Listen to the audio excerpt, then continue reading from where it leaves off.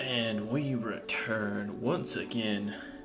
The world has been an interesting place. We're at the end of September-ish, and it's been fascinating. Things are going not well. A little quick update. I promise this will end by the minute mark if you want to skip ahead. Still looking for work. However, in good news, the world of Silencia's first stage book is we are officially halfway done, and now I'm kind of just wrapping up the other half, which is the first half, so all should be good soon. But it looks like we'll be moving, sadly, soon. I'll be downgrading. Doing some rollovers for some 401ks and such, so not great, but we're going to continue making videos. You're probably watching this in December, so by then we'll probably be alright. Fingers crossed. But as always, we return back. Thank you for those who watched my little rant at the very beginning. If you skipped ahead, no issues. We return from our last entry of the Great Tsar Brek Imperium here, or the Eridonian Authority, rather. It has been a couple days since I've recorded, so I'm a little forgetful what we were doing. So I don't know if we read off the slaves offers last time, so instead I'm going to read it now, and we'll just kind of go from there.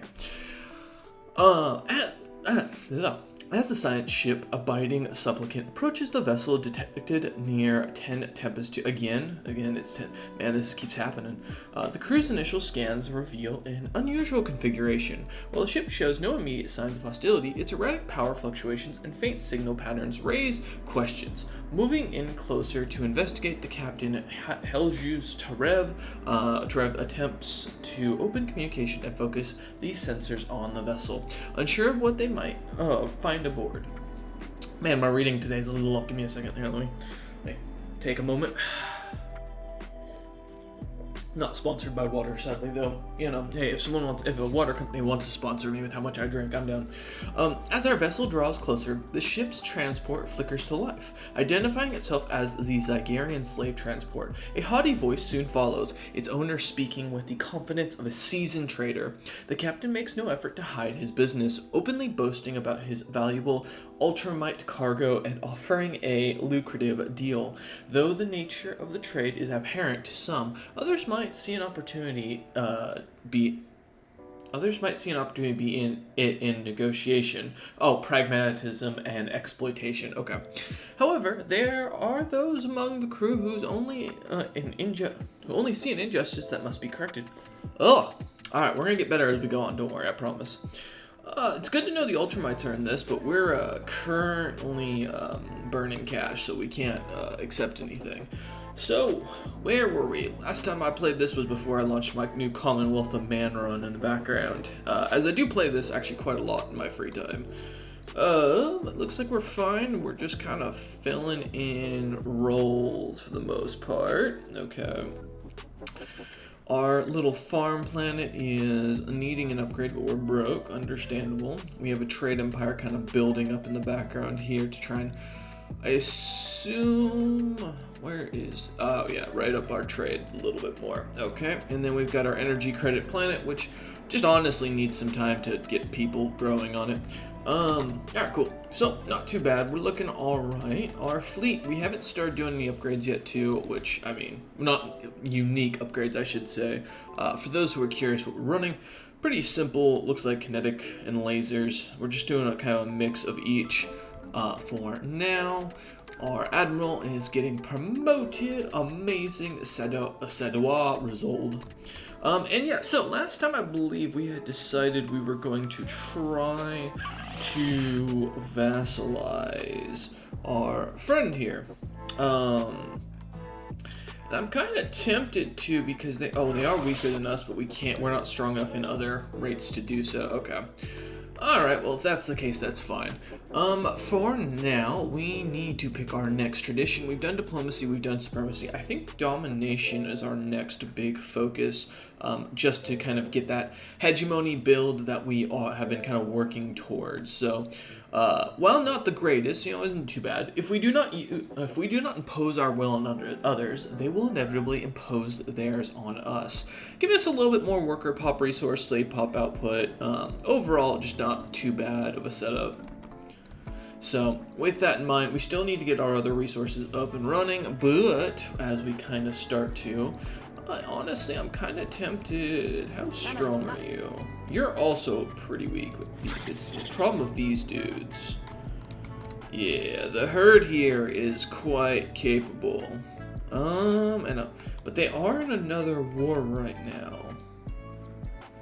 If I were to, I don't know, put like a claim or two in your lands and declare war on you, I wonder, do you think we could get them? We might. I mean, we're economically hurting, but that's exactly the time when you kind of want to expand out if American politics has taught me anything.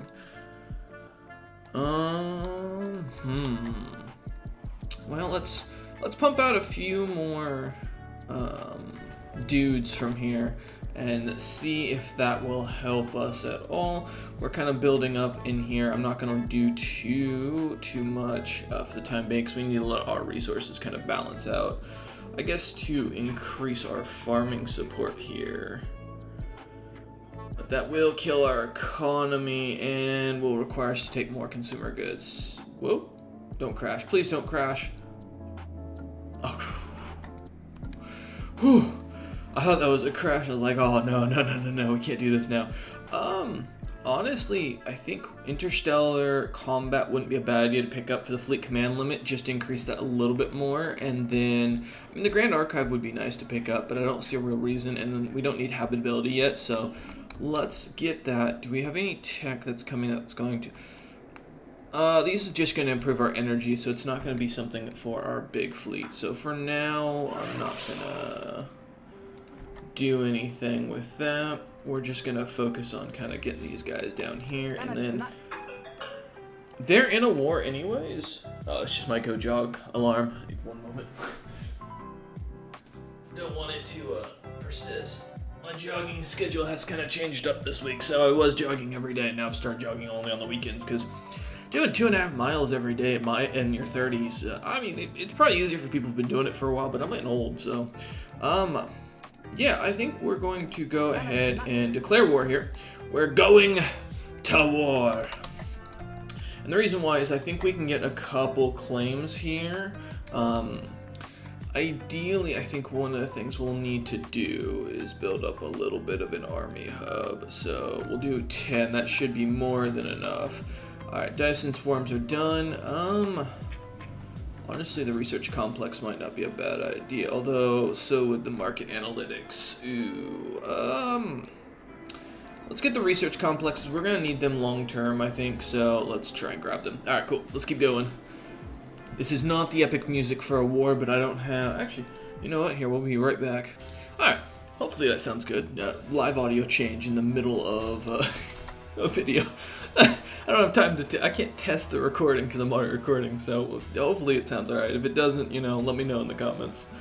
I'll probably listen back to this later and, like, do that. But I wasn't expecting to go to war, to be fair, so let's get ourselves going here. You are going to continue to attract more people, and we need a new commander. Ooh, one that is mastered in the Force, a Force sensitive. Yeah, you know what? I think that makes sense. He'll be our first official Force sensitive. Says Tadas, or Tadai, possesses a rare condition to the Force, sensed but not yet fully understood. Without guidance, the potential may fade or go unrealized, but with training, it could shape, says Tadal, into a force for light and darkness. Ah, yes. Let's get Champion of the People, even though he's going to be a general. We'll let him kind of continue recruiting his army while we focus on taking out these guys, the Covenant of Togrunta, and claiming a few things. Alright. Ooh, I see you coming. Are you actually any good? No, you're a small fleet. You're a herded fleet, okay. Now, ideally, okay, so we're the only one they're at war with now, so we will start getting their full attention here because of it. However, if they're just going to continue to feed me fleets to gain experience, clearly the herd is looking to go down. Here we go. Oh, they ran away before I could get a chance to zoom in on the cool battlefield. Aw. Alright, let's go take this planet. Science ship. Yeah, you can try to get there. Let's check our army producer. All right, so these guys are the last ones in the army, so we'll have about 10. I don't know how strong these... Never mind. Okay, that was easy enough. I should take that system as well, but I think for now, let's try... Oh, we still haven't seen this? Oh, okay. I think for now, we'll just try and kind of take down some of the Covenant over here and bring in their people.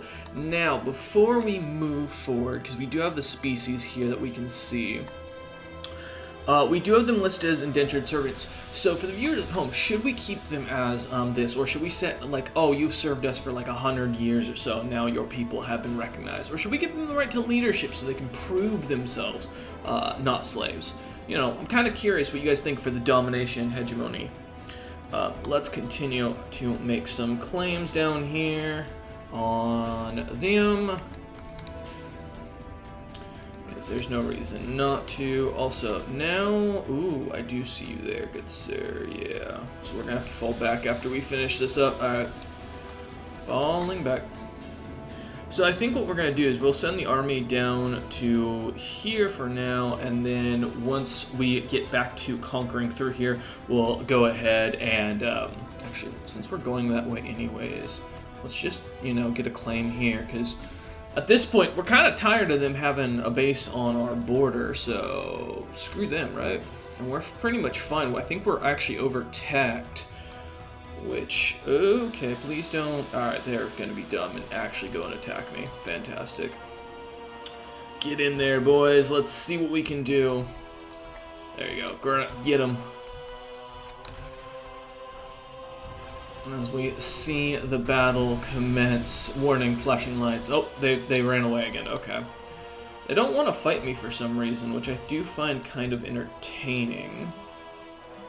Let's get you to kind of start working your way that way. And I will set you to aggressive, just in case. Alright. Well, we've learned some things. We gained some tech off them, so I'll take that. Fleet interstellar combat, nice. We're not going to do tourism right now. I feel like we're not the tourist nation, even with everything going on. Instead, I want pop growth. Well, I'd love to get rid of the dangerous wildlife. We need that pop growth speed something fierce. So let's see how we do against these frigates. I mean, they're just not going to do anything. Unfortunately, frigates really suck against anything that's not, like destroyers are bigger. Technically, I'd argue cruisers are bigger, but, you know, there's an argument for that they're decent against destroyers, I believe. Long-range sensors have detected an anomaly in the Troska system near Troska 1. The disturbance appears to be intermittent signal, possibly an automated distress call or an encoded transmission. While its origin remains unclear, it could be the result of an abnormally or an abandoned vessel, a hidden installation, or something else entirely. Further investigation may reveal more. We'll dispatch a scientist. Is this going to be another one of those? Oh, it's over there. Oh, nope, it's all the way back there. Alright, go check that out, bro. We'll give you roamer, and then I'm going to have you eventually start moving over here. Are we still taking this thing? Yeah, there we go. Alright. Yeah, I think ideally, let's take out this corridor. Oh, they're going to take Ord Mantell. Fantastic. Oh, with ease, too. Let's take out this corridor and just lock them out from each other, ideally. And then, while that goes on, friendo, I need you to come research that. There we go. Fantastic. Now we push the Eridonians completely out, wiping out everything and as they try. Now, if we had a second fleet, it would help to kind of go further south, but for now, we can't really do much. We did get an increase to our fleet, though, but we do not have any other ships to build, so we'll just have to accept as is. But we'll get some core planets here, which is what we're kind of going for. Ideally, if I can, I would love to try and get a few more systems off of them as we go, but I don't think they're going to be happy about it. And they want me to become... Ooh, peaceful. No, ew. Oh, well, here. Just go there and then there. Then, honestly, let's take that, and that. That'll give us some claims. Ooh, sublight probe discovered. Triumph has detected one of our missing sublight probes in the Anubis system. Anubis. We should begin recovery efforts as soon as possible. Indeed. Alright, thank you all for watching today's episode. I hope you enjoyed the episode of the Eridonian Authority as we kind of continue expanding our position and realm here, taking out the Covenant of Togruta and the Ithorian herd. If you did enjoy it, as always, give me a thumbs up. If you didn't, give it a thumbs down. If you are new to the channel and enjoy the content and want to see it more regularly, I upload every week, so feel free to give us a subscribe. And as always, if you're feeling opinionated about any of the three options, feel free to comment down below. If you don't believe it helps and builds up the YouTube channel, go check out any video where you can see I have likes, which is like the first episode, or like the third episode of the House of Wayne, and like the first episode of this series. 153 viewers, 600 plus viewers on the other one. Trust me, your likes, your comments mean the difference on YouTube. So, you know, even if it is just a comment to say fart, cool. I welcome it. Thank you so much for doing so. Keep doing so. And as always, take care, and I appreciate you all.